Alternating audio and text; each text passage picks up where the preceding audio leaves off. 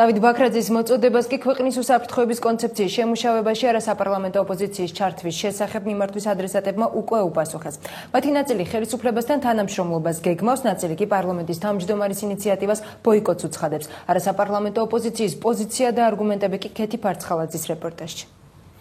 არასაპარლამენტო პოლიტიკურ პარტიებსაც, ვისაც აქვს ამის ინტერესი და სურვილი, საშუალება ექნებათ მოვბრძანდნენ პარლამენტში და მონაწილეობა მიიღონ დოკუმენტის განხილვაში.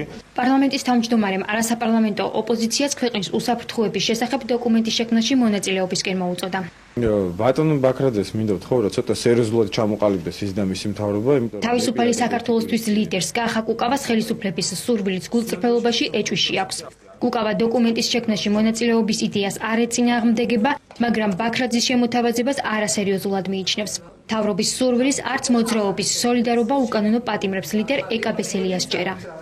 ქართველმა ხალხმა ქვეყნის უსაფრთხოების კონცეფცია უკვე შექმნა, იმით რომ ამ ხელისუფლების შეცვლა მოითხოვა და თუ ქვეყნის უსაფრთხოებაზეა ლაპარაკი, ყველაზე უსაფრთხო კონცეფცია იქნებოდა სააკაშვილის და მისი რეჟიმის შეცვლა და ამ სისტემის შეცვლა. მე პირადად ერთი კვირის წინ მისმა პრეზიდენტმა და პროპაგანდისტულმა მანქანამ გაუმაცხადა და ბრალი დამდო, რომ კავშირი მაქვს რუსეთში მოღვაწე ტერორისტებთან და ძირითადად ამ დღეში არის არასაპარლამენტო ოპოზიციის ყველა სუბიექტი. ამიტომ ჩამოყალიბდნენ ჯერ ჩვენ ამ ქვეყნის საფრთხე ვართ, როგორც ეს სააკაშვილმა განაცხადა თავისი პირდაპირ ეთერის დროს, თუ შესაძლებელი არის ჩვენთან უსაფრთხოების კონცეფციის ერთად ჩამოყალიბება. უსაფრთხოების კონცეფციის შემუშავებაში მონაწილეობას არ მიიღებს ლეიბორისტული პარტია. პარტიის ერთ-ერთი ლიდერი გიორგი გუგავა ამბობს, რომ თელმა ოპოზიციურმა სპექტრმა ბოიკოტი უნდა გამოუცხადოს ხელისუფლებას ნებისმიერ საკითხთან თანამშრომლობაზე, მათ შორის ამ შემთხვევაშიც.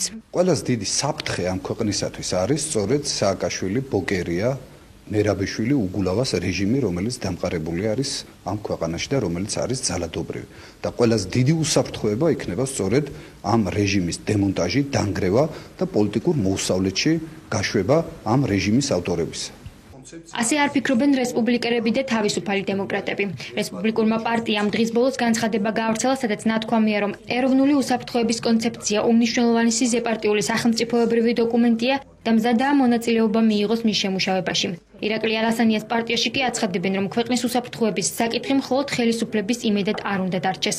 ამიტომ დოკუმენტის შექმნაში მონაწილეობას ისინიც აუცილებლად მიიღებენ. პროცესში ჩართვა აუცილებელიც არის. ერთი რომ ცხინვალის უბედურების ტრაგედიის შემდეგ დოკუმენტს არ განუცდია სახეცვლილება და ჩვენ ვფიქრობთ, რომ საგარეო საფრთხეები ძალიან გაიზარდა საქართველოსთვის, ამიტომ უნდა გარდასხვაფერდეს თავიდან ბოლომდე დოკუმენტი და უნდა ვიცოდეთ, უბრალოდ როგორ საქართველოში გვიწევს ჩვენ ცხოვრება.